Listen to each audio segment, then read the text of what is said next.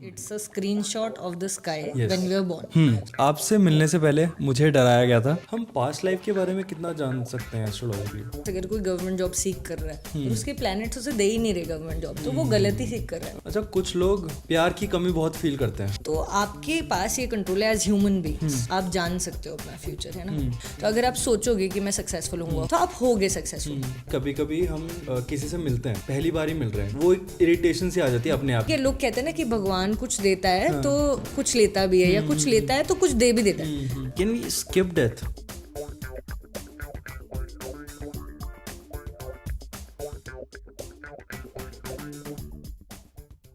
तो आज जो हमारे साथ हैं वो एक एस्ट्रोलॉजर हैं, न्यूमरोलॉजिस्ट हैं, टैरो कार्ड रीडर हैं, पाम रीडर हैं और एक साइकोलॉजिस्ट भी हैं।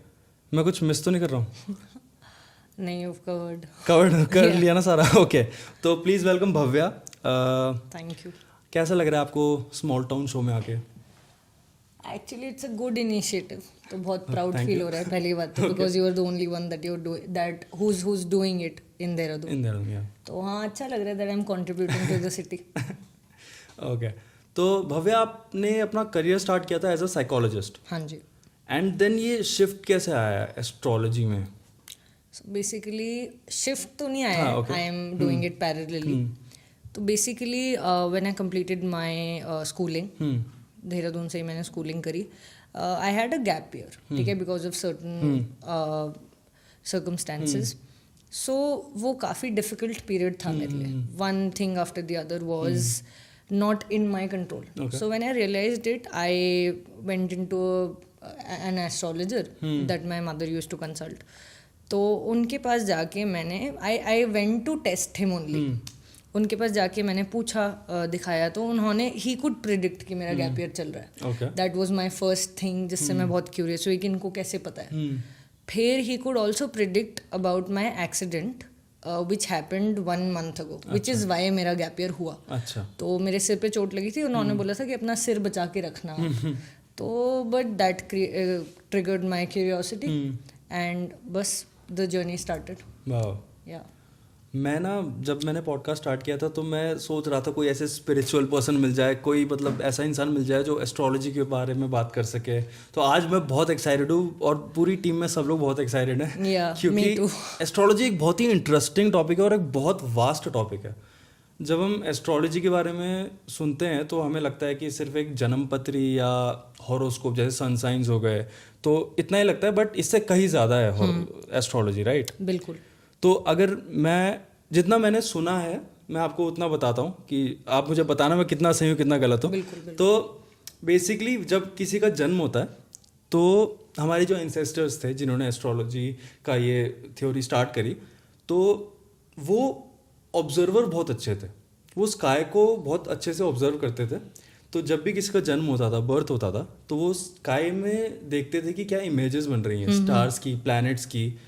तो जो भी वो इमेजेस बनती थी, और स्काई में एक मैप होता है जिसमें आई थिंक 12 हाउसेज होते हैं एस्ट्रोलॉजी में। तो उस टाइम पे उन हाउसेज में जो प्लैनेट्स और जो सन मून जहाँ पर आ रहे हैं, तो आई थिंक उससे वो एक एस्ट्रोलॉजिकल चार्ट बनता था उस बच्चे का। Am I right? हाँ जी, you are right. Basically to be very precise, it's a screenshot of the sky when we are born. So the moment you are born, आपका बर्थ चार्ट क्या बताता है जिस समय पे आप born हो? Screenshot of the sky. उस समय पे कहाँ पे कौन सा प्लैनेट बैठा था, कौन से हाउस में। तो the symbols are the nakshatras, the constellations. हाँ, ओके। ये हाउसेस क्या होते हैं? क्या हमारी पर्सनालिटी बताते हैं houses, yeah? So basically houses हमारी पर्सनालिटी बताते हैं, हमारी पूरी लाइफ बताते हैं। There are 12 houses, each house depicts something. जैसे फर्स्ट हाउस हमारा होता है पूरा, वो हमारी पूरी पर्सनालिटी बताता है, वो हमारी पूरी बॉडी बताता है। सेकंड हाउस मतलब वो पूरे हमारे हाउसेज हैं, 12th हाउस। सेकंड हाउस हमारी, जैसे बच्चा जन्म लेता है, ठीक है, फर्स्ट हाउस में हमने जन्म लिया, that is the rising sign, ascendant, ठीक है, हम आ गए, ठीक है, इस दुनिया में। सेकंड हाउस में हम कैसे फलेंगे फूलेंगे, हमारी परवरिश कैसी होगी, हमारे को खाना कैसा मिलेगा। अच्छा। जैसे एक बेबी बॉर्न होता है, उसकी फिर फीडिंग शुरू होती है, ठीक है। थर्ड हाउस में इट्स द कॉन्शियस माइंड, हम पढ़ाई कैसे करेंगे, ठीक है। फोर्थ हाउस में it's about bringing that consciousness into वो, ठीक है। जैसे third house is about writing, fourth house is also about listening, fifth house is the past life also, the unconscious also, ठीक है। तो अगर आप I can relate this to psychology also, तो जैसे डेवलपमेंटल साइकोलॉजी है, एक बच्चा डेवलप हो रहा है, स्टार्टिंग में वो बैबल करता है, ठीक है, वो धीरे धीरे करके पहले वो अपने में होता है ना, ऑब्जर्व करके सीखता है, फिर धीरे धीरे करके जब हम 12 अबव होते हैं तब हमारे अंदर ये रैशनल थॉट आता है, एब्स्ट्रैक्ट थिंकिंग की कैपेसिटी आती है, तो वो फिफ्थ हाउस आ जाता है। अच्छा। हर हाउस एक एज भी डिपिक्ट करता है, ठीक है। फिर सिक्स्थ हाउस होता है सर्विस का हाउस, सेवंथ हाउस होता है जो आपसे बिल्कुल 180 डिग्री पैरेलल होता है, तो the astrological chart is 360 degree, दुनिया गोल है, राइट। तो 360 डिग्री एस्ट्रोलॉजिकल चार्ट होता है, एवरी हाउस इज 30 डिग्रीज, ठीक है। तो बिल्कुल साइंटिफिक मैथमेटिकल है, ठीक है। तो अकॉर्डिंग टू दैट जहां प्लैनेट बैठ जाता है वहां से आपकी डेस्टिनी डिपिक्ट होती है। अच्छा। Seventh house is your partner, your interpersonal relationships, ठीक है, your soulmate. Eighth house is the house of death, ठीक है, end of this occult also, house of astrology. Ninth house is higher education, काला जादू वगैरह जो होता है। Eighth house, okay. Ninth house is higher education, जैसे किसी ने बैचलर्स के बाद मास्टर्स करी, PhD करेगा कोई, and it's of travelling also. 10th house is your work place, like अभी आप पॉडकास्ट कर रहे हो तो आपके 10th हाउस में कुछ ना कुछ ऐसा प्लैनेट होगा जो मेक्स यू डू इट, ठीक है। जैसे मैं एस्ट्रोलॉजर हूँ तो मेरे 10th हाउस में जुपिटर है, ठीक है। मैं साइकोलॉजिस्ट हूँ, मेरे 10th हाउस में मून है, which is why astrology psychology दोनों कर रही हूँ मैं, ठीक है, दोनों प्लैनेट्स बैठे हैं उधर। Then 11th house is of manifestation, of your wish fulfilment, ठीक है। 10वां घर कर्म भाव होता है, आपने काम कर लिया प्रोफेशन में अपने, ठीक है, आपने पॉडकास्ट कर लिया, अब इसका आपको क्या रिजल्ट रीप होगा वो आपका 11th हाउस बताएगा। बहुत लोग ऐसे होते हैं ना जो बहुत काम करते हैं, ठीक है, लेकिन उन्हें रिजल्ट्स बहुत कम मिलते हैं। बहुत लोग आपने देखा होगा 9th house is the house of luck also, 10th house कर्म का भाव है, ठीक है। लक हम पहले से लेके आए हैं प्रारब्ध कर्म से, 10th हाउस से हमने काम करा। 11th में हम ये देखेंगे कि हमें कितना फल मिलना है ना।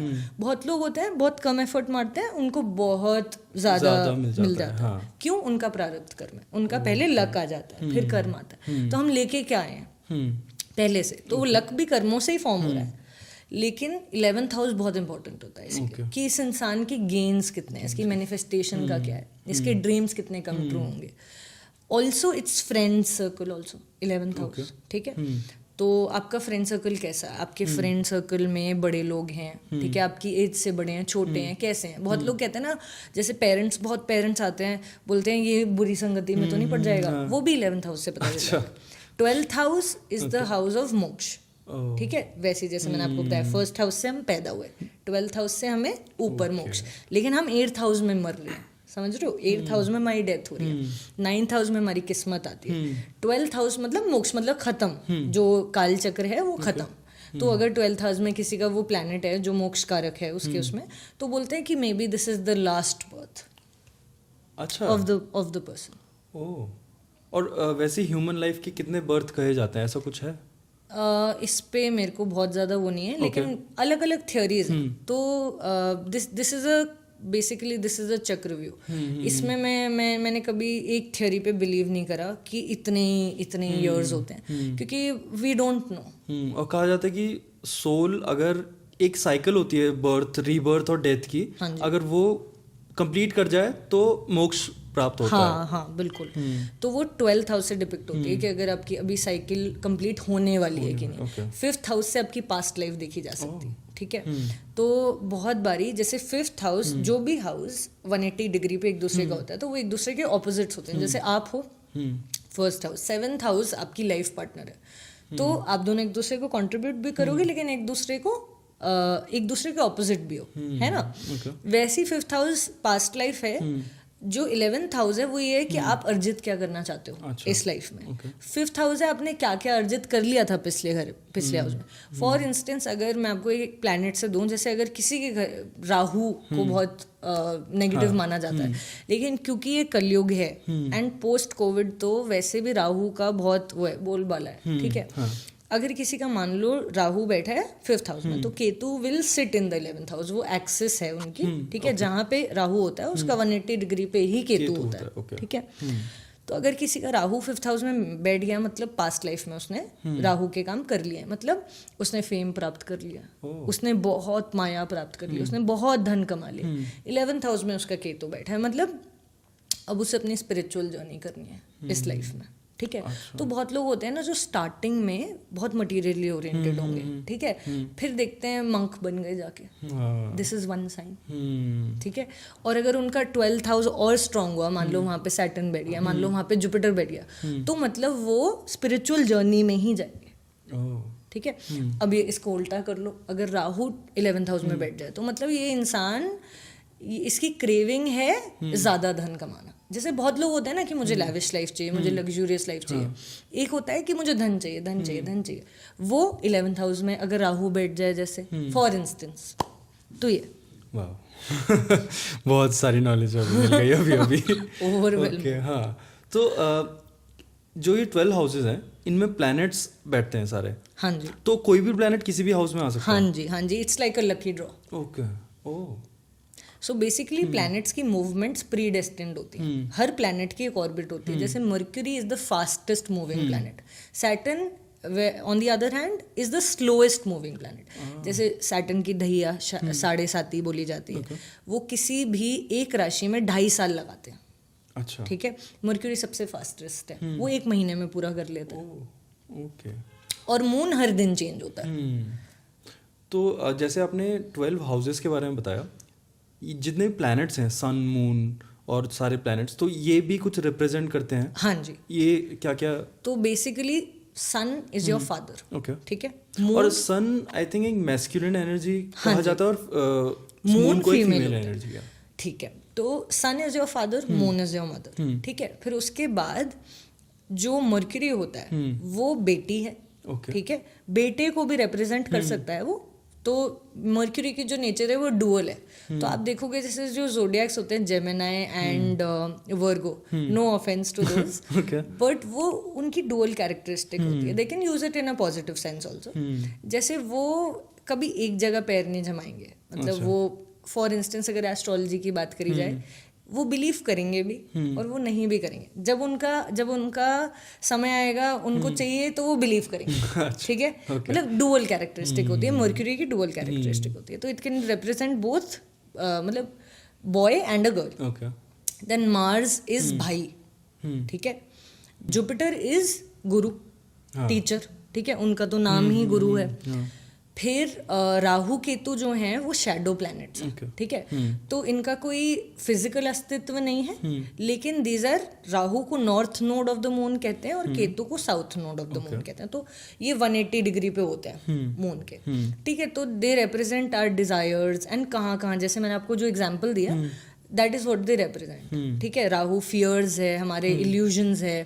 केतु इज हमें क्या ड्राइव करेगा, तो it is more like Mangal. Rahu is more like Shani. Saturn is कोई भी आपके घर में जो आपके भाई, आपके पापा से बड़ा हो, ठीक है, जैसे ताऊ जी हो गए, ठीक है, या जो भी ओल्ड एज लोग हैं, ठीक है, वो सैटर्न है। या और ये तो आपके रिश्ते हो गए। वैसे हर प्लैनेट कुछ ना कुछ रिप्रेजेंट करता है ऐसे। जैसे मून हो गया, वो प्रोफेशन भी रिप्रेजेंट करेगा। सन है, प्रोफेशन भी रिप्रेजेंट करेगा।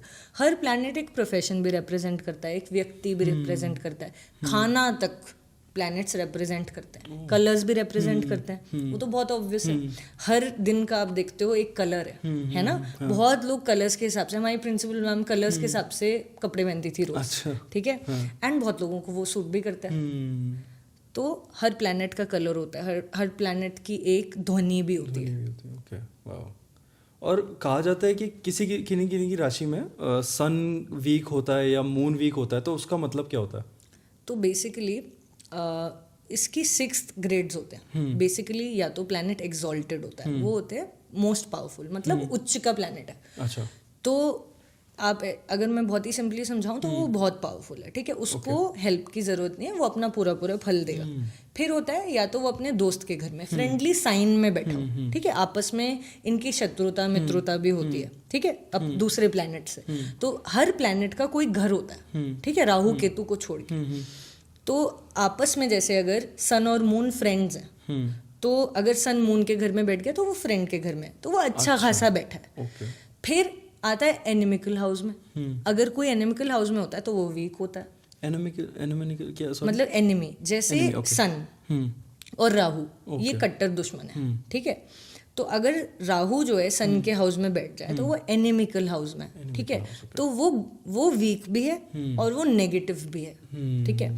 फिर होता है न्यूट्रल साइन, मतलब ना आप एनिमी मानते हो उसे ना फ्रेंड मानते हो। तो ऐसा इंसान, अगर किसी के चार्ट में ज़्यादातर प्लैनेट्स न्यूट्रल साइन में बैठे हैं तो ऐसे इंसान को अपने इस जन्म के कर्मों से ही आगे बढ़ना है, ठीक है। किसी के हाउस में बहुत नीच के ग्रह बैठे हैं, नीच मतलब सबसे, जैसे एक उच्च होता है एक्सॉल्टेड, एक होता है डेबिलिटेटेड, एनिमिकल के बाद डेबिलिटेटेड आता है, जहाँ प्लैनेट नीच का हो जाता है। फॉर इंस्टेंस सन तो हर कोई देखता है, कोई बोल ही नहीं सकता कि सन डजंट एग्जिस्ट। तो शाम को आप देखते हो कि सूरज ढल जाता है, सुबह सूरज उगता है, ठीक है। तो ये टाइम भी होता है सन के, पावरफुल कब है सन, कब मोस्ट वीक है। तो 7th हाउस में माना जाता है कि जैसे जैसे घड़ी की टिक टिक होती है ना, तो 7th हाउस है शाम, तो सूरज ढल जाता है 7th हाउस में। तो जो काल पुरुष की कुंडली होती है वो एरीज मेष लग्न से शुरू होती है, ठीक है, और पाइसिस मीन राशि तक जाती है, ठीक है। तो 7वें भाव में तुला राशि पड़ती है, 7th हाउस, ठीक है। वहां पे सन डेबिलिटेटेड माने जाते हैं, एक तो अस्त भी हो जाते हैं, ठीक है, और भी कहानियां। तो जब सन अगर किसी के 7th हाउस में बैठे हैं, वो डेबिलिटेट हो गए। अब सूर्य एक बहुत इंपॉर्टेंट प्लैनेट है, तो वो रिप्रेजेंट क्या करते हैं, जैसे मैंने आपको बताया फादर, ठीक है, वो गवर्नमेंट जॉब भी रिप्रेजेंट करते हैं। वो आपकी ईगो, सोल रिप्रेजेंट करते हैं, वो आपका कॉन्फिडेंस रिप्रेजेंट करते हैं। तो ऐसे इंसान को इन सब चीज़ों की कमी होगी। किसी को अगर गवर्नमेंट जॉब चाहिए, ठीक है, तो सन को स्ट्रॉन्ग करना पड़ेगा। अब सन वीक है, ठीक है। यूजुअली जैसे अगर आप आर्मी के लोग देखो, किसी की पोस्टिंग पीसी आती है स्टार्टिंग में जब उनके बच्चे आते हैं, राइट। किसी की पोस्टिंग, उनके बच्चे वो उनकी पोस्टिंग ही अलग जा रही है, बच्चे और पिता में है ही नहीं ज़्यादा कुछ, है ना, स्टार्टिंग में बिल्कुल ओझल हैं पिता से। तो यूजुअली उनके जो सन है वो कमज़ोर होते हैं या ऐसे पोजीशन में बैठे होते हैं जहाँ पे पिता का प्यार नहीं मिल रहा, ठीक है। जब सन वीक होते हैं यूजुअली ऐसा देखा जाता है कि पिता का प्यार नहीं मिलता, या किसी के फादर जल्दी एक्सपायर हो जाता है। वो बहुत सारी चीज़ों को देख के बताया जाता है। ओके, नहीं वो आपने बहुत अच्छा बताया कि सूरज ढल जाता है, नहीं, और वो गवर्नमेंट जॉब नहीं मिल रही है, तो उसका रीजन है सन वीक हो सकता है। क्योंकि देहरादून उत्तराखंड में हमें बहुत प्रॉब्लम देख रहे हैं कि लोग जॉब्स ढूंढ रहे हैं और वो पढ़ भी रहे हैं, मेहनत भी कर रहे हैं, लेकिन जॉब्स मिल नहीं पा रही है। तो एक रीजन हो सकता है कि सन वीक हो सकता है। और अगर जैसे फॉर इंस्टेंस अगर कोई गवर्नमेंट जॉब सीख कर रहा है और उसके प्लैनेट्स उसे दे ही नहीं रहे गवर्नमेंट जॉब, तो वो गलत ही सीख कर रहा है, उसकी नहीं लग सकती गवर्नमेंट जॉब। वही प्रारब्ध कर्म, उसके पिछले कर्मों की डेस्टिनी, उसके पिछले कर्मों की जमा पूंजी भी कही जाती है, ये वाला बर्थ चार्ट। क्यों आप उस मोमेंट पे क्यों पैदा हुए, ठीक है। जैसे मैं हूँ, मेरे को दिसंबर में पैदा होना था, मैं प्रीमेच्योर हूँ, मैं नवंबर में पैदा हो गई। I was destined to be born on that day of November, ठीक है। उसी समय पे क्यों आप पैदा हुए हो, ठीक है, क्योंकि उस समय पे प्लैनेट्स ऐसे होने हैं जो आपको ऐसे गाइड करेंगे, ठीक है, आपके पिछले कर्मों के हिसाब से। तो जैसा आपने कहा ये सब प्री डेस्टिन्ड होता है, हमारे पास इस चीज़ का कुछ कंट्रोल है, या किस परसेंटेज में हमारे पास कंट्रोल है कि हम ये चेंज कर सकें? तो बेसिकली बहुत कम कंट्रोल होता है, लेकिन जैसे फॉर इंस्टेंस अगर किसी का एक्सीडेंट होना है, ठीक है, वो लिखा हुआ है अब accident, destiny is a very strong thing, तो आपके पास ये कंट्रोल है एज ह्यूमन बीइंग्स, ठीक है, कि एक तो पहली बात आप जान सकते हो अपना फ्यूचर, है ना। कोई कुत्ता बिल्ली तो नहीं जान सकता, उनका भी फ्यूचर होता है, उनकी भी डेस्टिनी होती है। तो आप उसे ऑब्वियसली आप जान क्यों सकते हो, क्योंकि हाँ आप उसके बारे में कुछ कर सकते हो। वरना ये एस्ट्रोलॉजी लोग नहीं इसे देख पाते, लोग इसे नहीं जान पाते, समझ नहीं पाते। कोई चीज़ एग्जिस्ट करती है जिससे कि वो आपको हेल्प करे, पहली बात तो ये।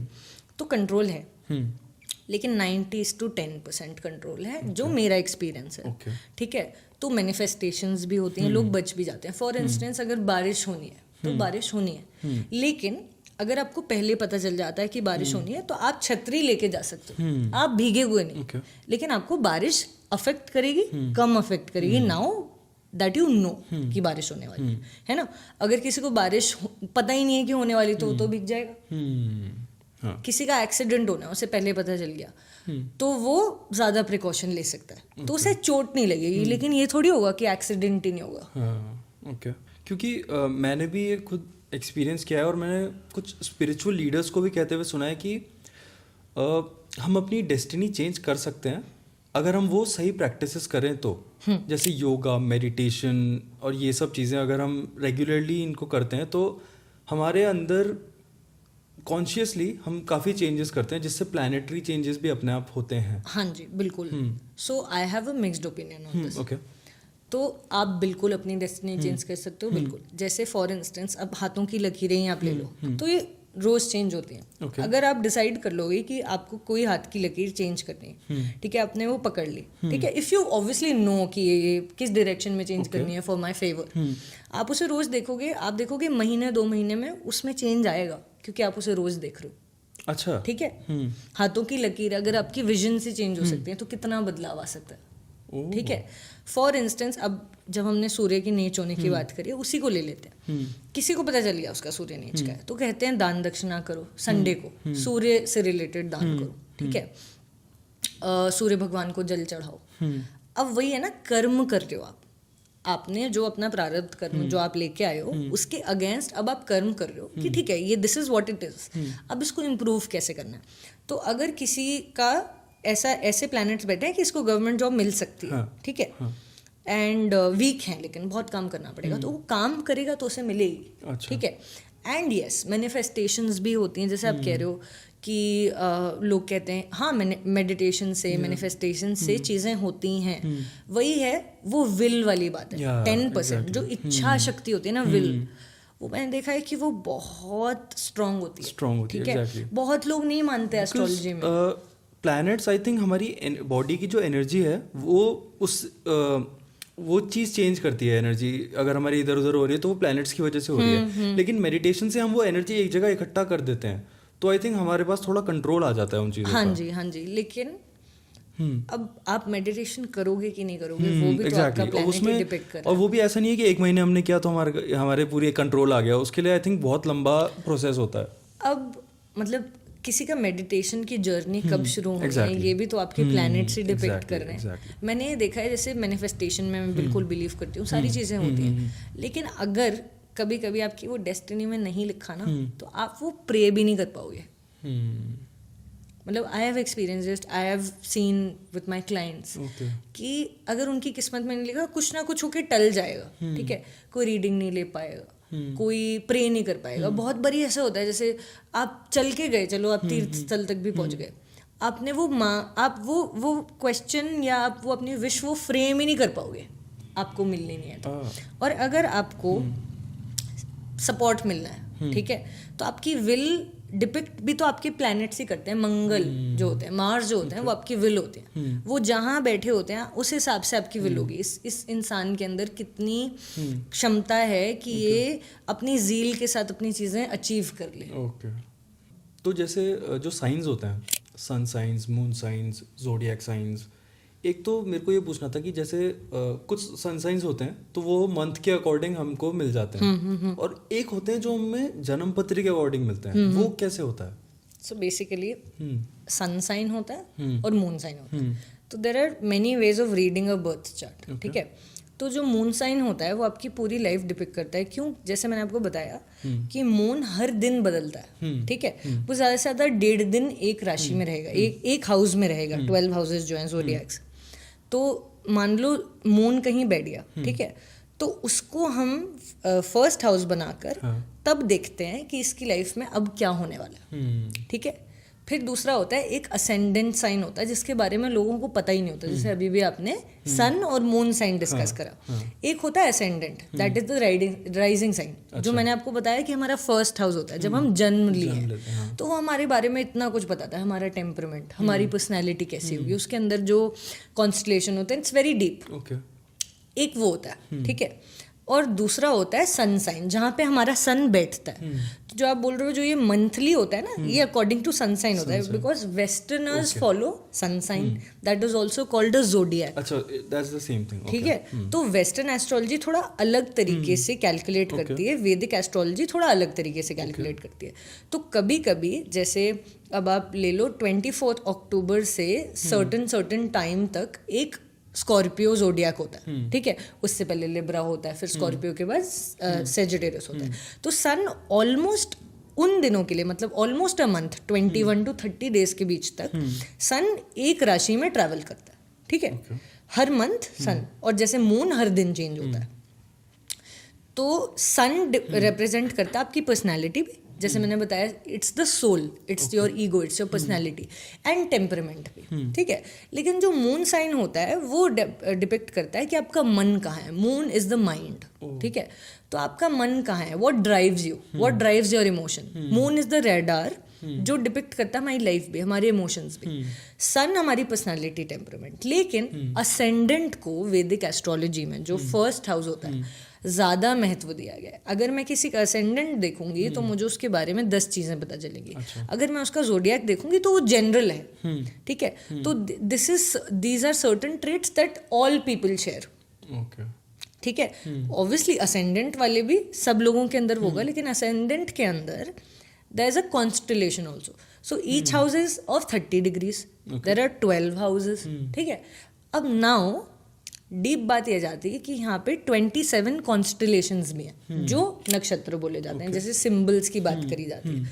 तो फर्स्ट हाउस में जो 30 डिग्रीज होता है वो 3 इक्वल भागों में, हर हाउस 3 इक्वल भागों में ऑलमोस्ट डिवाइड हो जाता है। 12 हाउस जो है, ठीक है, कुछ हाउस 3 इक्वल भागों में नहीं डिपिक्ट होते, 27 भागों में, मतलब 12 हाउसेस डिपिक्टेड है, डिस्ट्रीब्यूटेड है। तो जैसे फर्स्ट हाउस में मान लो एरीज में किसी का कोई सर्टेन नक्षत्र पड़ा, जैसे भरणी, तो उसके कैरेक्टरिस्टिक्स बहुत ज़्यादा मैं बता सकती हूँ कि अच्छा ये ऐसा है, एरीज वाले मैं सर्टेन बता सकती हूँ, लेकिन ये ऐसा भी है। जैसे अगर मैं सन साइन की बात करूँ, किसी का सन साइन एरीज है, तो मैं बोलूँगी कि ये बहुत ड्रिवन है, बहुत कॉम्पिटिटिव है, ठीक है, ये बहुत अजाइल है। लेकिन अगर किसी का असेंडेंट एरीज है और मान लो उसमें भरणी भी है, तो she is जेलिस also, she is possessive also, ठीक है। लेकिन हर एरीज पोजेसिव नहीं होगा। किसी एरीज में पहला अगर अश्विनी नक्षत्र पड़ गया तो वो होगा हीलर, वो होगा कि भाई तेरी अपनी लाइफ, मेरी अपनी लाइफ, कॉम्पिटिटिव होगा एरीज, ठीक है। Aries are competitive, that is for sure. लेकिन वो पोजेसिव होगा कि नहीं, वो कॉन्स्टेलेशन डिपेक्ट करता है। तो जो सन साइन होता है वो जनरल होता है, वो आपका टेम्परामेंट बताता है। बहुत लोग सन साइन से इसीलिए रिलेट कर पाते हैं क्योंकि वो आपका टेम्परामेंट बता रहा है। लेकिन ज़रूरी नहीं है कि आप जो डीप एस्पेक्ट्स होते हैं, जो कैरेक्टरिस्टिक्स होते हैं, वो भी हर कोई ले। जैसे स्कॉर्पियो है फॉर इंस्टेंस, आई नो आपने अभी शेयर किया था इससे पहले कि आप स्कॉर्पियो, राइट। तो अब ज़रूरी नहीं है कि आप बहुत सीक्रेटिव हो सकता है आप थोड़े से सीक्रेटिव हो। स्कॉर्पियो सीक्रेटिव होते हैं, ठीक है, मेरा भी ज़ोडिएक स्कॉर्पियो, ये चीज़ तो बिल्कुल सही है, ठीक है। लेकिन कोई कितना सीक्रेटिव है ये आपका कॉन्स्टलेशन डिसाइड करेगा।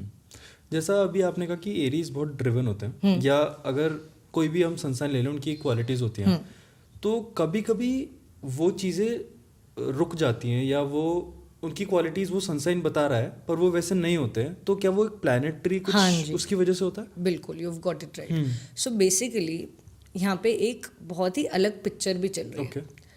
तो एक महादशा होती है, that's the chapter of your life. क्या चैप्टर चल रहा है आपकी लाइफ में? जैसे आप एक स्टोरी बुक पढ़ते हो तो किसी की जिंदगी शुरू होती है ना। जैसे हम चार्ट्स में गए, हमने चार्ट में देखा ये बच्चा पैदा हुआ, अब इसकी फीडिंग होगी, अब इसकी पढ़ाई होगी। उसके साथ साथ आपकी एक पिक्चर चल रही होती है, जो आपका जो प्रारब्ध कर्मा है उसी से डिपिक्ट होता है कि this is all inter related, कि आपका प्लैनेट कब क्या आएगा, कितने दिनों के लिए आएगा। तो हर एक प्लैनेट की महादशा डिसाइडेड होती है। जैसे राहु होता है 18 ईयर्स के लिए, मंगल होता है 7 साल के लिए, सूर्य होता है 6 साल के लिए, वीनस होता है 20 ईयर्स के लिए। ऐसे सारे प्लैनेट्स का महादशा डिसाइडेड होती है।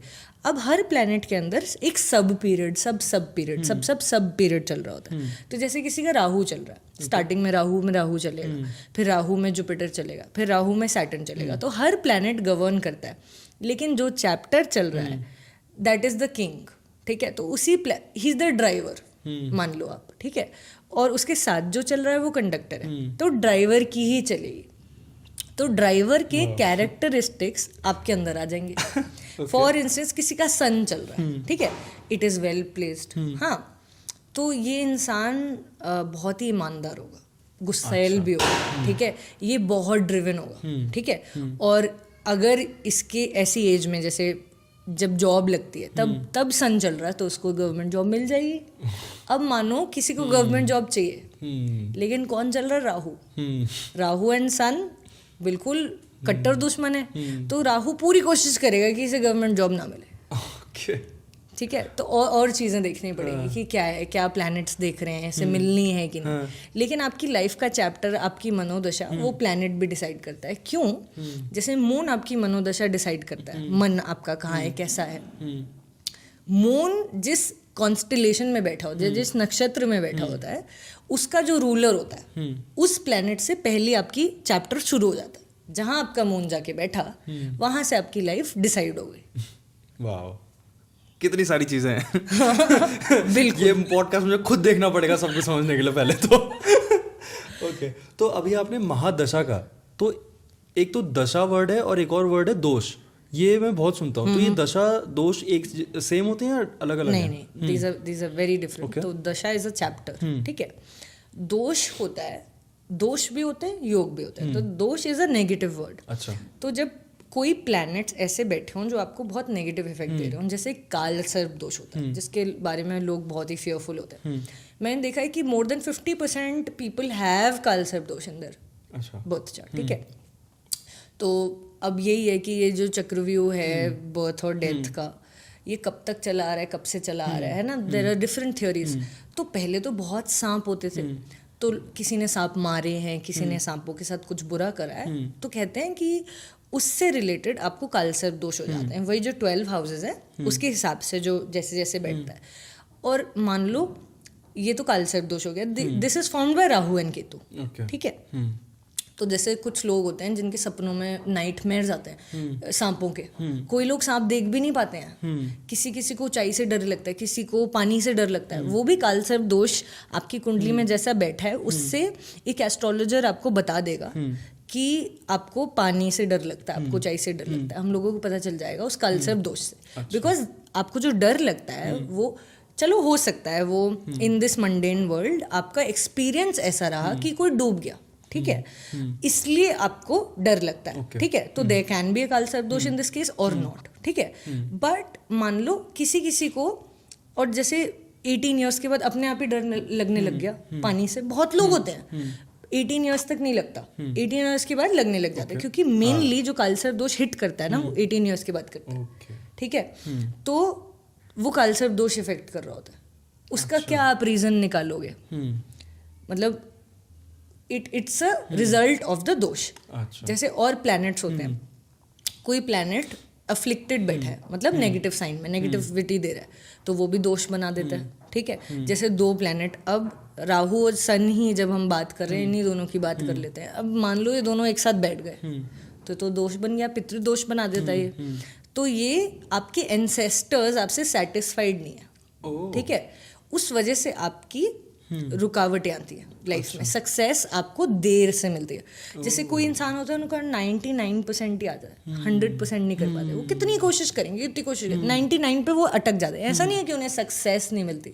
जो आपका क्वेश्चन है कि क्या हमारे कंट्रोल में है, बिल्कुल है। आप कर्म नहीं करोगे तो कैसे होगा, ठीक है। ऐसा थोड़ी है कि महाभारत प्री डेस्टिन्ड नहीं थी, लेकिन कर्म तो करना पड़ा।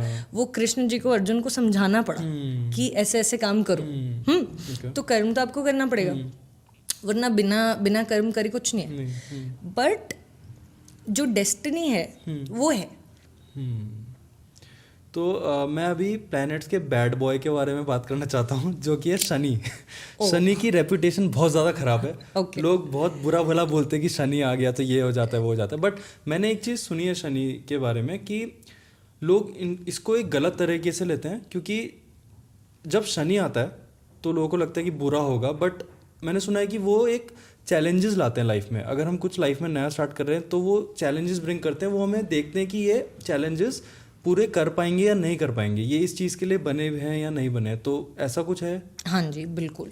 So you got it almost right. So basically Saturn जो है अब वो ना सबसे दूर होते हैं सोलर सिस्टम में। तो अगर साइंटिफिकली भी समझाऊं तो उनकी ऑर्बिट सबसे बड़ी हुई, इसलिए उन्हें सबसे ज़्यादा समय लगता है किसी भी ज़ोडिएक में टाइम बिताने में। तो अब शनि का मतलब होता है शनै शनै, मतलब धीरे देते हैं वो कोई भी रिजल्ट। शनि किसी की भी उसमें आ जाता है, महादशा, अंतर्दशा, प्रत्यंतर, प्रण, किसी में भी आ जाए तो उसके काम धीरे धीरे होने लगते हैं। यहाँ तक कि आप नॉर्मली रोड पे चलोगे तो आपको आगे लोग ऐसे मिल जाएंगे कि वो धीरे ही चल रहे हैं, आपकी रुकावट आएगी, या तो आपका स्कूटर बीच में 2 मिनट को रुक जाएगा, आपकी गाड़ी 2 मिनट को, चीज़ें धीरे धीरे होंगी, ठीक है। अब ये ऑब्वियसली इरिटेटिंग है, बट सैटर्न टीचेस पेशेंस, ठीक है, जो आपको आगे के अपने लाइफ के एरियाज में बहुत मदद करेगी। तो किसी का सैटर्न उसी समय पे आता है, वही प्रीडेस्टिन्ड, उसी समय पे आएगा उसका सैटर्न जब अब उसे पेशेंस सीखने की ज़रूरत है, ठीक है। किसी किसी की देखो 7.5 ढैया ये सब तो सबकी आती रहती है। क्यों?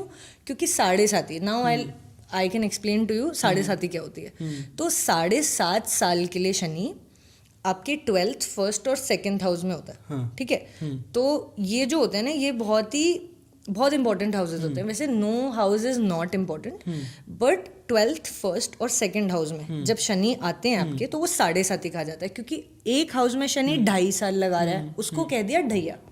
जब 12th में आए तो आपकी राशि से पहले वाले घर में आए, ठीक है, तो उसके इफेक्ट आपको पहले से मिलने शुरू हो जाएंगे।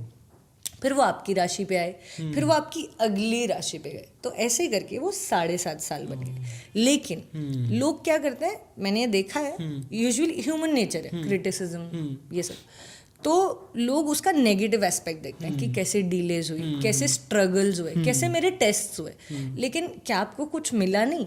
मैं तो ये बोल रहा हूँ कि किसी को बिल्कुल ऐसे रॉक बॉटम वाली स्थिति आ गई हो, लेकिन तभी भी उससे भी आप अपलिफ्ट होते हो, उससे भी आप आगे बढ़ते हो, तो आपको कुछ ना कुछ दे के जाते हैं शनि, ठीक है। वो बेसिकली कर्म फल दाता है, ठीक है। May be he is a bad boy in कलयुग क्योंकि वो कर्म फल दाता है, लेकिन अगर वो किसी के ऊपर प्रसन्न है, अगर आपने अच्छे फल करे हैं, वो आपको कभी नुकसान नहीं करेंगे। कोई भी स्पिरिचुअल होता है, ये बहुत कम लोगों को पता होता है। कोई अगर स्पिरिचुअल है, कोई मेडिटेशन करता है, कोई ग्रेटफुल है, शनि उसको नुकसान नहीं करेंगे, उसके लिए वो न्यूट्रल है, ठीक है। जैसे Shani doesn't like alcohol, non vegetarianism, तो ऐसे अगर किसी का शनि न्यूट्रल बैठा है तो कोई अल्कोहल कंज्यूम करेगा या नॉन वेज ऐसा बोला जाता है, और ऐसा देखा भी गया है। तो शनि नेगेटिव होने लग जाएंगे, तो उसकी लाइफ में डिलेज, ऑब्स्ट्रक्शंस आने लग जाएंगे, ठीक है। मेंटली भी प्रॉब्लम्स आने लग जाएंगी। किसी का शनि बहुत अच्छा है, ठीक है, और वो तब भी ये करता है, तो वो थोड़ा रिड्यूस होने लग जाता है। This is with every planet. तो शनि एक तो धीरे धीरे करके देते हैं, तो लेकिन उनके साथ देर आए दुरुस्त आए वाला भी सीन है, ठीक है। क्योंकि if you endure that path तो यू विल बी रिवॉर्डेड। तो बेसिकली फ्लो, अगर काम रुक भी रहा है तब भी टेंशन नहीं ली, आपने पेशेंस रखी, आपने वो लेसन्स लर्न करे जो सैटर्न आपको सिखाना चाहते हैं। एग्जैक्टली। तो सिंपल बात ये भी है कि अगर आप इन चीज़ों में मानते भी नहीं हो तो बस पेशेंट रह लो वो भी basically exactly believe in your Karma. Shani यही बोलते हैं, शनि यही बोलते हैं, सबसे लास्ट प्लैनेट है, सबसे दूर के प्लैनेट है, वो ये बोलते हैं कि आपका जैसा कर्म है ना, वो पार्शियल है ही नहीं। एग्जैक्टली। आपका जैसा कर्म है वैसा ही वो आपको फल देगा। तुला राशि में वो जाके उच्च के होते हैं। तुला इज बैलेंसिंग स्केल्स। वो वहां पे जाके क्यों उच्च के होते हैं? क्योंकि वो कर्म फल दाता है, उन्हें बैलेंस पसंद है। उन्हें आप देखो, शनि की 2 राशियां होती है, कैप्रिकॉर्न, एक एक्वेरियस। तो हर प्लैनेट की जो भी रूल्ड राशियां होती है, जो भी हाउसेस रूल्ड होते हैं, जो भी ज़ोडिएक होता है, उस इंसान में, उन लोगों में उस प्लैनेट की क्वालिटीज होती है। तो जो भी शनि के मून साइन, असेंडेंट या ज़ोडिएक के होंगे, कैप्रिकॉर्न, एक्वेरियस के होंगे, वो बहुत ही क्लियरली ना आपके मुंह पे बोल देंगे चीज़ें। अच्छा। वो नहीं डरेंगे कि झूठ है कि सच है। वो कोशिश करेंगे कि दिल बी इम्पार्शियल, ठीक है। वो नहीं करेंगे पार्शियलिटी। फिर वो जस्टिस ड्रिवन होंगे। अगर उनके फ्रेंड्स भी गलत हैं तो वो बोल देंगे मुंह पे, ठीक है। उनको नहीं फर्क पड़ता कि आप फ्रेंड हो, आप एनिमी हो। तो this is a quality of Saturn जो उस ज़ोडिएक वाले लोगों में है, जो सैटर्न के मून साइन, सन साइन या असेंडेंट। अच्छा, हम कभी कभी सुबह उठ के बहुत लेजी फील करते हैं और साइंटिफिकली कहते हैं कि हम वो अगर हमने रात में कुछ ऐसा खाया है, बाहर का खाया, जंक फूड खाया है, तो कभी कभी हम अच्छा भी खाते हैं, उसके बाद भी अगर हम लेजी फील कर रहे हैं, तो इसका क्या रीज़न हो सकता है एस्ट्रोलॉजिकली?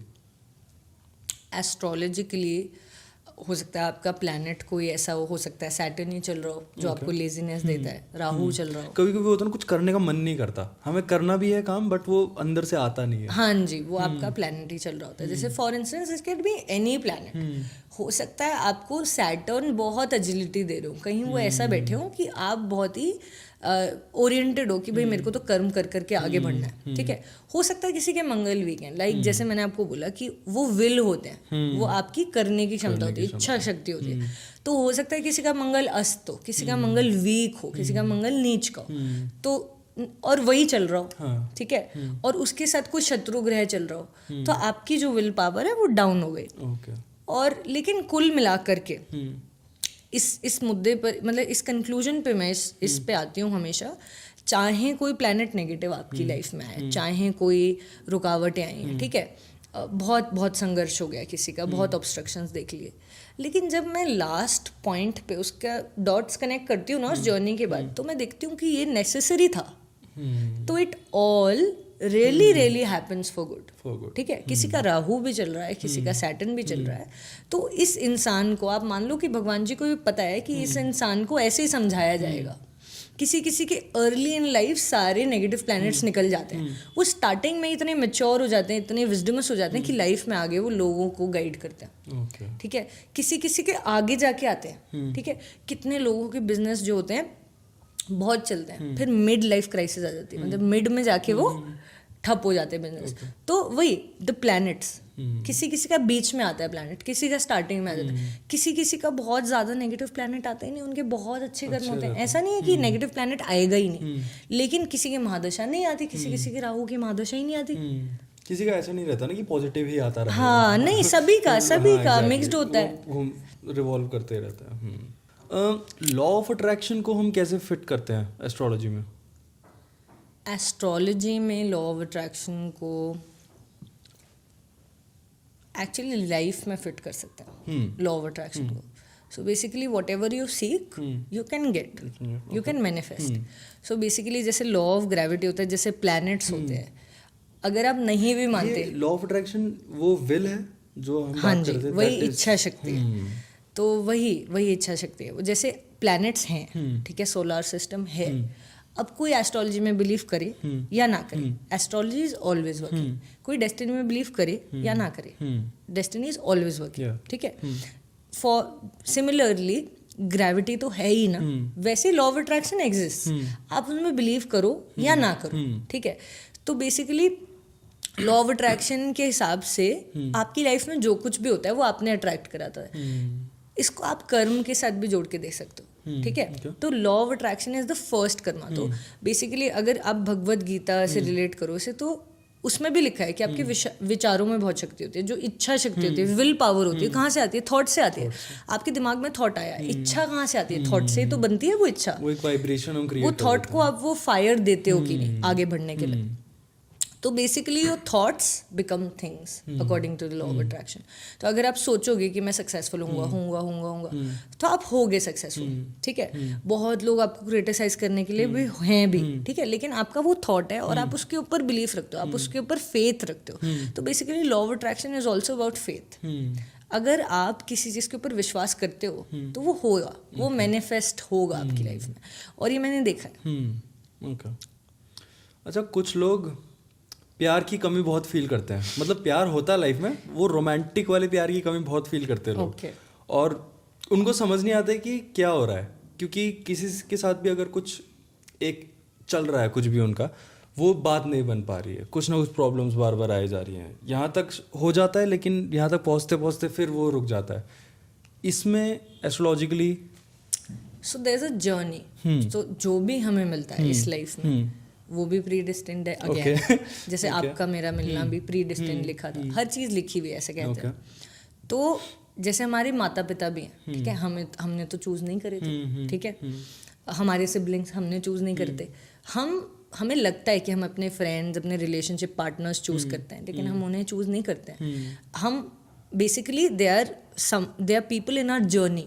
तो किसी ने किसी से पहले उनके कर्म बंधे होते हैं, ठीक है. किसी की रिलेशनशिप बहुत लॉन्ग टर्म चलती है, बड़ा अच्छा चलती है, लेकिन लास्ट में जाके टूट जाती है. तो उनका वो प्री डेस्टिन्ड था कि उन्होंने इतने कर्म अपने साथ काटने हैं, इतना ही इनके साथ लिखा हुआ है. तो और बहुत बारी आपने सीखना है उस इंसान से. फॉर इंस्टेंस किसी की बहुत लंबी रिलेशनशिप है, ठीक है, तो लेकिन वो आगे जाके नहीं चली, दे आर शैटर्ड, ठीक है. That changes them obviously, but उस रिलेशनशिप के थ्रू देव इवॉल्व्ड, देव चेंज्ड, देव लर्न सो मेनी थिंग्स. तो जो आपका सोलमेट है या जो आपका लाइफ पार्टनर है, जब आप उससे मिलोगे तो आप उसके लिए तैयार हो. सिमिलरली वो भी आपके लिए तैयार है. तो एक जर्नी है ना. मतलब जैसे अब आप एक कोर्स करते हो, आप जॉब के लिए तैयार हो रहे हो, वैसे रिलेशनशिप्स भी तो हमारी तैयारी करा रही है ना लाइफ की. मैं सिस्टर BK शिवानी को बहुत फॉलो करता हूँ. मैं आजकल बहुत ज़्यादा उनकी वीडियोस देख रहा हूँ, मैं बहुत कनेक्ट भी करता हूँ उनकी बातों से. तो वो बता रही थी कि जैसे कभी कभी हम किसी से मिलते हैं, पहली बार ही मिल रहे हैं, लेकिन हमको पसंद नहीं, उनसे बात करना ही नहीं है. वो एक इरिटेशन सी आ जाती है अपने आप ही, मारने का मन करता है किसी को देख के अपने आप ही. या किसी के साथ हम अच्छे हैं, हमने कुछ बुरा नहीं किया है, बट वो एक रेपो नहीं बन पाती है उनके साथ, वो क्लोजनेस नहीं आ पाती है, वो चीज़ नहीं आ पाती है. तो वो कह रही थी इसका रीज़न एक ये होता है कि पास्ट लाइफ में वो मिले थे और उनके साथ कुछ प्रॉब्लम्स हुई होंगी, इसलिए इस लाइफ में वो लोग ये चीज़ें फेस कर रहे हैं, वो उनको पसंद नहीं कर रहे हैं, जो भी है. इसके बहुत सारे एक्सप्लेनेशंस हैं, वही जो बिल्कुल फिट बैठते हैं. सो बेसिकली जैसे आपने एक नेगेटिव चीज़ के बारे में बात करी कि आपकी वाइब नहीं मैच हो रही, आपके क्लिक नहीं बैठ रहा, आपको नहीं पसंद आ रहा, चाहे वो आपके लिए कुछ बुरा नहीं कर रहा, लेकिन आपको वो बस अच्छा नहीं लग रहा. इट कैन बी कि आपकी ऑरा मैच नहीं करती, आपकी एनर्जी मैच नहीं करती, आपके प्लैनेट्स मैच नहीं करते. और ये हो सकता है कि पिछले जन्म में आपका कुछ ऐसा रिश्ता रहा है कि आपकी कटेगी, ठीक है. लेकिन at the same time on the other hand आप देखो किसी के साथ एक क्लिक में कनेक्शन भी बन जाता है. एग्जैक्टली, वो भी एक कोई इंसान ने आपको कुछ बोला भी नहीं हो, लेकिन आपको वो अच्छा लगेगा, तो आपकी ऑरा मैच करती है, आपकी एनर्जीज मैच करती हैं. लेकिन हाँ, उसके साथ कुछ कनेक्शन है. जैसे आपके क्लोज फ्रेंड्स है, वो आपके क्लोज फ्रेंड्स क्यों हैं, कभी आपने सोचा है? इसके बहुत सारे एक्सप्लेनेशंस है. आपसे सिमिलर हैं वो, आपकी एनर्जी मैच करती है, मतलब आपका ऑरा फील्ड मैच करता है, आपके प्लैनेट्स भी मैच करते होंगे, ठीक है, मैंने ये देखा है. बट पास्ट लाइफ में आपका कुछ ऐसा कनेक्शन रहा है जिससे आप उस फ्रेंड से गिफ्टेड हो. मतलब कि अब ये आपको जैसे बहुत लोग होते हैं अपना स्कूल उन्होंने कवर कर लिया, स्कूल के बाद उनके क्लोज फ्रेंड्स बनते हैं. बहुत लोगों के कॉलेज में क्लोज फ्रेंड्स बनते हैं, बहुत लोगों की ये होती है जर्नी कि उनके स्कूल में ही बन गए, उसके बाद उनके क्लोज फ्रेंड्स नहीं बने, है ना. वरना पीपल कम एंड गो, ठीक है, दे टीच अस, बट हमारे साथ स्टे कितने करते हैं, बहुत कम. तो उनके साथ हमारा कर्म जुड़ा हुआ है. हम पास्ट लाइफ के बारे में कितना जान सकते हैं astrologically? If we dig deep हम जान सकते हैं कि इंसान कहाँ से आ रहा है, इसकी एनर्जीज क्या है. पास्ट लाइफ का जैसे 5th हाउस होता है, इतना जान सकते हैं हम कि इसके तो बेसिकली पास्ट लाइफ का ही तो ये एक कंक्लूजन है जो हमारा बर्थ चार्ट है. तो हम पास्ट में करके क्या आए हैं. तो फॉर इंस्टेंस कोई किसी के अंदर बहुत नॉलेज रहेगी इस लाइफ में, उसने पास्ट लाइफ में कुछ ऐसा काम करा है जिस वजह से उसकी नॉलेज रहेगी. तो ऐसे बहुत सारे नोशंस हैं जिससे हम प्लैनेट की पोजीशन के हिसाब से बता सकते हैं कि अच्छा इसके पास्ट लाइफ में, जैसे कालसर्प दोष का मैंने आपको एग्जांपल दिया कि किसी ने सांप को कुछ परेशानी करी, ठीक है, तो उस वजह से अब उसे सांपों से डर लगता है, ठीक है. तो पास्ट लाइफ में उसने किसी जन्म बिना किसी रीजन के किसी चीज से डर लगना या नेचुरली किसी चीज में टैलेंटेड होना, हाँ नेचुरली एक चीज होता है, ठीक है. और जैसे आप किसी चीज़ से खिंचे चले जाते हो, मतलब वही जैसे आप बोल रहे हो कि नेचुरली किसी चीज़ में टैलेंटेड होना. अब देखो कोई लोग बहुत स्टार्टिंग में वो होते हैं, मतलब पार्टी करेंगे, ठीक है, बहुत बहुत पेप्ड अप रहेंगे, फिर बाद में जाके मतलब एक पीरियड आता है उनका जो वो एकदम से मतलब एकदम से उनका स्पिरिचुअल जर्नी शुरू हो जाती है. वो भी वो पास्ट लाइफ से लेके आया है कि इसने यहाँ तक वो जर्नी कंप्लीट करनी है और फिर इसने अपने स्पिरिचुअल लाइफ के ओर जाना है. तो कहीं पास्ट लाइफ में कहीं एक वो जो वो सीख कर रहा था वो इनकम्प्लीट रह गया, तो उसे दूसरा जन्म मिला है, ठीक है। तो बेसिकली जो भी हमारी लाइफ होती है, जो भी हम बार बार जन्म लेते हैं, वो it all comes from a desire, from our desires. Buddhism में भी कहते हैं कि अगर आप डिजायर्स पे जीत पालो तो आपने ये चक्रव्यूह पे जीत पाली। तो इट्स ऑल डिजायर्स। तो जो चीज मेरा पास्ट लाइफ में पूरा नहीं हो पाया वो मैं अब आप इधर पूरा करने की कोशिश कर रहा हूँ। My soul is trying to do that. दूसरी चीज, आपने पास्ट लाइफ में जो काम करे, ठीक है, कुछ अच्छे काम करे, कुछ बुरे करे, अब अच्छे कर लिए ना, तो उसके भी आपको रिवॉर्ड्स इस लाइफ में मिलेंगे। अब बुरे कर लिए ना, तो उसके आपको दंड भी इस लाइफ में मिलेंगे। पास्ट कर्मा। तो किसी की अपनी फैमिली से नहीं बनती, लेकिन they are very close to their friends. तो उन्होंने जरूर कुछ ऐसा अपने पिछले किसी जन्म में करा होगा, ठीक है, हम तो नहीं जानते कितने जन्म में, तो किसी जन्म में ऐसा जरूर करा होगा जिस वजह से अब उनकी फैमिली में कलेश है। लेकिन उन्होंने जरूर कुछ अच्छा करा होगा, which is why they can balance it out with friends. ठीक है, लोग कहते हैं ना कि भगवान कुछ देता है तो कुछ लेता भी है, या कुछ लेता है तो कुछ दे भी देता है। तो कुछ ना कुछ आपके पॉजिटिव नेगेटिव कर्मों का बैलेंस होता है। वाह। अगर किसी को एस्ट्रोलॉजी के बारे में जानना हो, पढ़ना चाहते हो, तो आप कुछ बुक्स रेकमेंड कर सकते हैं उनको? हाँ जी। So this is a very basic and simple book that anybody can read. Hindi English दोनों में आती है, और भी लैंग्वेजेस में आती होगी आई थिंक। तो BV रमन की एस्ट्रोलॉजी की बेसिक किताब है। Okay. तो दैट इज़ वेरी हेल्पफुल। वो बेसिक से एडवांस एस्ट्रोलॉजी तक भी लेके चली जाएगी एक इंसान को। ओके। तो अभी हमने जैसे बात करी थी कि कर्म करो, फल की चिंता मत करो। कर्म काफ़ी इंपॉर्टेंट होता है। तो कभी कभी लोग कर्म करते करते थक जाते हैं, and they give up and they take their own life. You talking about suicide? Yes. तो क्या ये डेथ प्री डेस्टिन्ड होती है, या कुछ नेचुरल डेथ होती है, या टाइम से पहले की भी कोई डेथ होती है? और एस्ट्रोलॉजिकली हम डेथ को कैसे बात कर सकते हैं इस बारे में? सो this is a very interesting question. तो जैसे लाइफ प्री डेस्टिन्ड होती है, वैसे ऑब्वियसली डेथ भी प्री डेस्टिन्ड होती है। अब मैंने ये भी देखा है, जैसे एक इंसान का they can be prone to taking their death, मतलब वो ज़्यादा उसके ग्रह ऐसे बैठे हैं कि वो ले सकता है लाइफ अपनी, टेकिंग देयर ओन लाइफ, वो सुसाइड कर सकता है। लेकिन वो करेगा कि नहीं, वो उसके बाकी के प्रेजेंट के कर्म भी और उसकी प्लानिटरी दशा भी डिसाइड करेगी। अब when we talk about death, तो जो 8th हाउस है that comes in the picture. 8th house होता है डेथ का।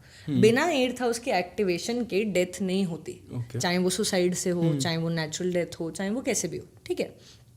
तो 8th हाउस का जो भी लॉर्ड होता है कुंडली में, वो कभी भी आता है, ठीक है। या जो 2nd और 7th हाउस के लॉर्ड होते हैं वो मार्केश बोलते हैं उसे, ठीक है। तो मार्केश की ड्यूटी होती है कि इस इंसान की जिंदगी वो खत्म करे।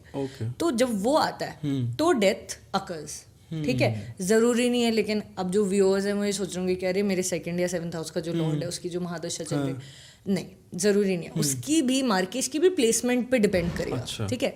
लेकिन मैंने ये देखा है कि अगर किसी का मार्केश आ जाता है, तो जैसे आपने देखा होगा ना कि कोई हेल्प ले ही नहीं पाता, मतलब कोई सोचते रहोगे आप, ठीक है। जैसे कैंसर है, कोई उससे भी जीत जाता है, कोई ICU से भी बाहर आ जाता है, क्योंकि अभी उसका समय नहीं आया है, ठीक है, मरने का। लेकिन किसी की नॉर्मल डेथ हो जाती है, पता ही नहीं चलता, ठीक है। कोई सोया उठा ही नहीं, ऐसा भी तो होता है, उसका समय आ गया है, ठीक है, मार्केश आ गया है किसी का। तो लेकिन हाँ, अगर जैसे फॉर इंस्टेंस कोई मेरे पास आया, मैंने उसका मार्केश देख लिया, मैंने बता दिया, उसका उपाय भी होता है, वही विल वाली बात आ जाती है, you have something to correct it. अब विल भी, ये जो सिचुएशन आई, दिस इज ऑल सर्क्युलर। ये जो सिचुएशन आई वो मेरे पास आ क्यों पाया, उसके पॉजिटिव कर्म की वजह से। It can be from past, it can be from this life also, कि वो मेरे पास ना ये जान पाया कि उसका मार्केश आया।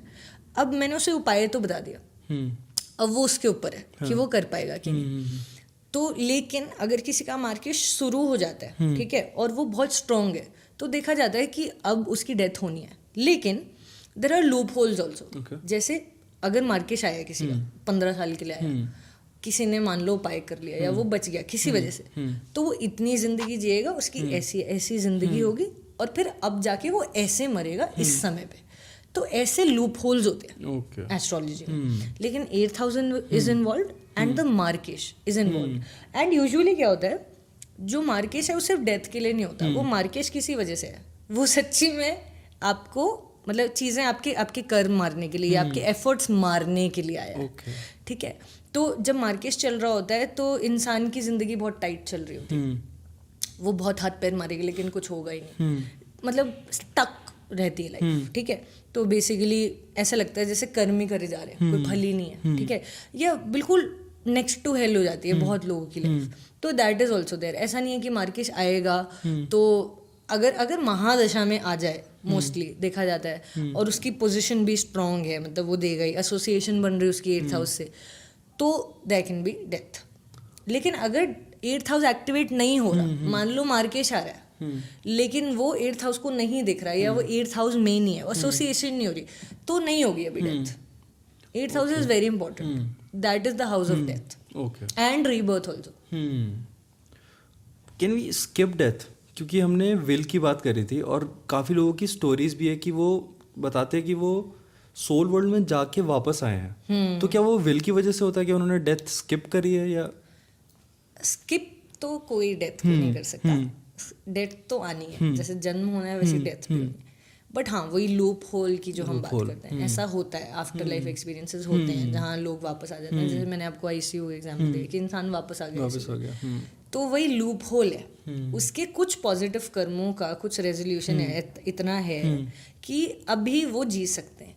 अभी वो देखो क्या है, माना जाता है कि मान लो आपने जितने भी जन्म ले लिए, आप इस जो लाइफ में हो, अगर आपको इतनी अवेयरनेस आ गई कि you have to keep your karmas balanced, and ये जो है ना, ये जिंदगी जो है, मतलब इसको खत्म हो जाना चाहिए। मतलब एज एन वो जो कलयुग है, जो ये चक्र है, काल चक्र, इसे खत्म हो जाना चाहिए। अगर आप ये रियलाइज कर लेते हो तो basically you are motivated towards balancing your karma. जैसे लोग आ जाते हैं ना वापस आफ्टर लाइफ से, तो बोला जाता है ऐसे कि दे स्पोकन विद गॉड, या they've seen their own life, then they realised कि नहीं मुझे तो जीना है। वहाँ पे आती है विल, दे माना जाता है कि they get to decide according to their karma only. उनकी विल एक्ट होगी कि नहीं, वो भी तो उनका कर्मा ही है।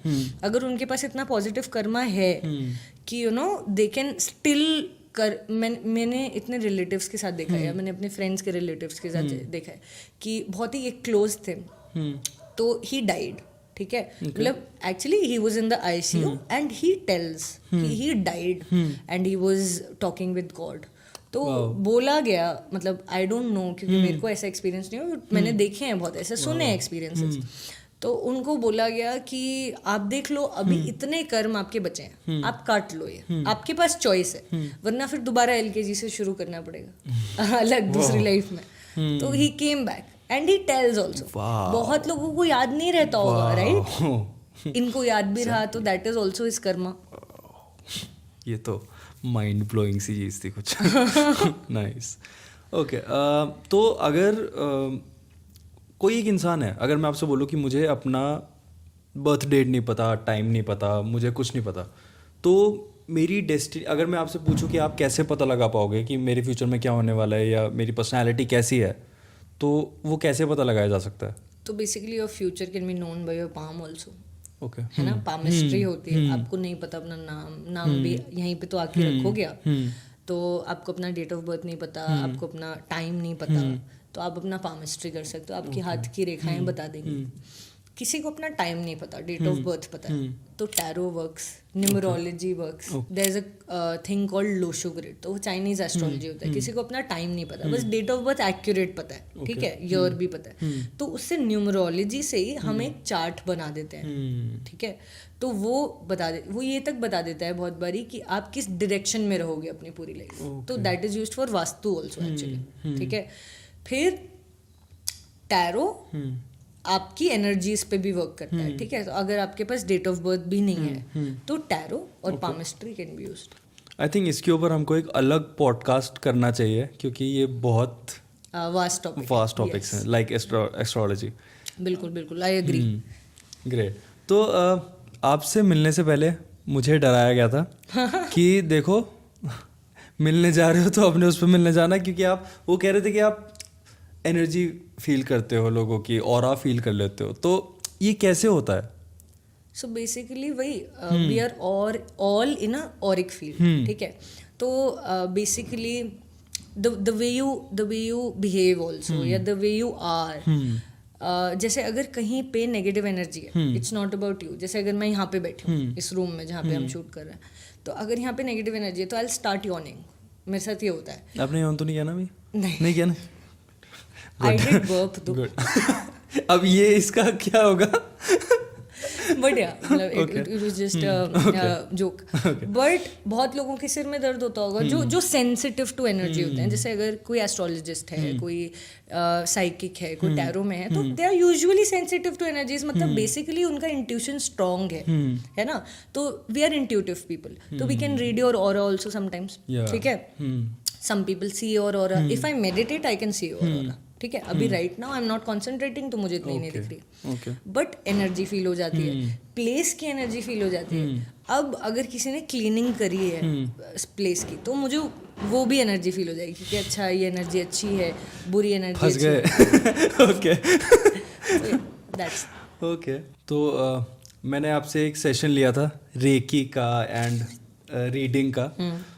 मेरे को आपने जो जो चीज़ें बताई, काफ़ी ज़्यादा चीज़ें जिसों से मैं एग्री करता हूँ, और वो चीज़ें मैंने फील भी करी हैं. और आपने ऐसी ऐसी चीज़ें बताई थी जो बाकी एस्ट्रोलॉजर्स नहीं बता पाए थे. जैसे कि कुछ चीज़ें जो बता नहीं सकते. हाँ, तो मतलब काफ़ी चीज़ें मेरे को पता लगी थी. और जब आप रेकी सेशन ले रहे थे मेरा, आई कुड फील वो वार्मनेस. जब आप अपने हैंड्स मूव कर रहे थे, तो मुझे जिस जगह पे आप हैंड मूव कर रहे थे तो वो एक हीलिंग फील हो रही थी, और बहुत ही ज़्यादा वार्म फील हो रहा था. और आप कह रहे थे कि आपके मेरे लेफ्ट शोल्डर में स्टिफनेस है, और आप कह रहे थे आपको भी वो चीज़ फील हुई. हाँ. तो अगर कोई किसी चीज़ से सफ़र कर रहा है और आप रेकी परफॉर्म कर रहे हो उस पर, तो वो चीज़ आपको फील होती है? हाँ जी, मुझे बिल्कुल फील होती है. और रेकी के लिए कहा जाता है कि reiki knows where it has to go. तो जैसे अगर आपने मेरे से हीलिंग ली, आपको नॉर्मली हीलिंग करानी है, आपको कहीं आँख में दर्द है मान लो, तो ज़रूरी नहीं है कि वो आँख से ही आ रहा है. हो सकता है वो कहीं और किसी और, तो there are 7 chakras, main chakras, किसी और बॉडी पार्ट से, किसी और चक्र से रिलेटेड हो सकता है, वो आज्ञा चक्र के अलावा. तो वो रेकी मुझे बता देगी. ठीक है. तो बस इन अ मेडिटेटिव स्टेट, जैसे मैं एक रेकी का चैनल हूँ, वैसे कोई भी अगर वो करेंगे रेकी, तो उन्हें पता चल जाएगा कि इसकी बॉडी में कहाँ दिक्कत है. तो वो पार्ट भी हील होता है. ऐसा नहीं है कि आपकी सिर्फ आँख हील होगी. हो सकता है आँख से हील हो, ठीक है, वो भी हो सकता है. लेकिन उसके अलावा भी दिक्कतें वो भी हील होगी. तो सिर्फ एक पर्टिकुलर चीज़ हील नहीं होगी, और भी चीज़ें हील होगी. सारे चक्र बैलेंस होंगे. ग्रेट. तो जब आप मेरी रेकी सेशन कर रहे थे और रीडिंग आपने करी, आपको क्या लगता है, I am on the right path? So basically it's a journey, right? Okay. Like we talked about कि हर किसी की एक जर्नी होती है, उसे इस चीज़ से कुछ लर्न करना होता है, ऐसी टर्निंग पॉइंट्स होते हैं लाइफ के. तो आप ये समझ लो कि आपकी लाइफ का भी कुछ ऐसा चैप्टर चल रहा है. Obviously you are not going to stay here only doing podcasts only with this only. You know, you will also evolve. So which is why more or less, yes. Okay. So it's a journey that I'm on. This is a stepping stone that you have to cross. Okay. Yeah. So मैं अपने guest से and में एक question पूछता हूँ. मेरे channel का नाम है होपिंग फॉर. तो अभी आप जिस स्टेज में अपनी लाइफ के, जिस भी फेज में हो, what are you hoping for? As in personally or generally? Anything, whatever comes to your head. So basically, my life has also transformed because of these retrogrades, etc. So I'm also hoping for myself that I make a positive change in people's lives. So I hope that this world becomes a more happier place, and it's a more lighter place, and I just want to increase the energy of the world. Okay. So basically energy काफ़ी low हो गई है. मतलब it's a sad place. Many people are troubled. Many people are very sad. So I'm hoping to make a positive difference in people's life through my work, be it psychology or astrology, just to make this world a happier place. Beautiful. So thank you, Bhavya. Thank you for coming कैसा लगा आपको, मज़ा आया? Please बताओ। बिल्कुल बिल्कुल मज़ा आया, पता भी नहीं चला एक्चुअली कि ये कैसे पॉडकास्ट इतनी जल्दी ओवर होने वाला है। बट हाँ, मतलब you are doing a very good job. मतलब this is the first podcast of Dehradun and many people you know वो सोचते रह जाते हैं कि करते हैं, फिर ये सोचते होंगे, बहुत लोगों के दिमाग में आता होगा, आपके दिमाग में भी हो सकता है हो, लेकिन आपने उस थॉट को इतना वही नहीं दिया होगा, उस थॉट को इतनी एनर्जी नहीं दी होगी कि किसी और ने नहीं करा है, पता नहीं कितना सक्सेसफुल होगा। ठीक है, तो मतलब it takes a lot of courage, it takes a lot of passion to do something like this. So yeah so आपसे मिलते हैं दोबारा, जिसमें हम एक और टॉपिक पकड़ेंगे उस पर इसी तरीके से डिटेल में बात करेंगे। हाँ जी। So thank you so much for coming. Thank you for मिलते हैं नेक्स्ट पॉडकास्ट में। Thank you.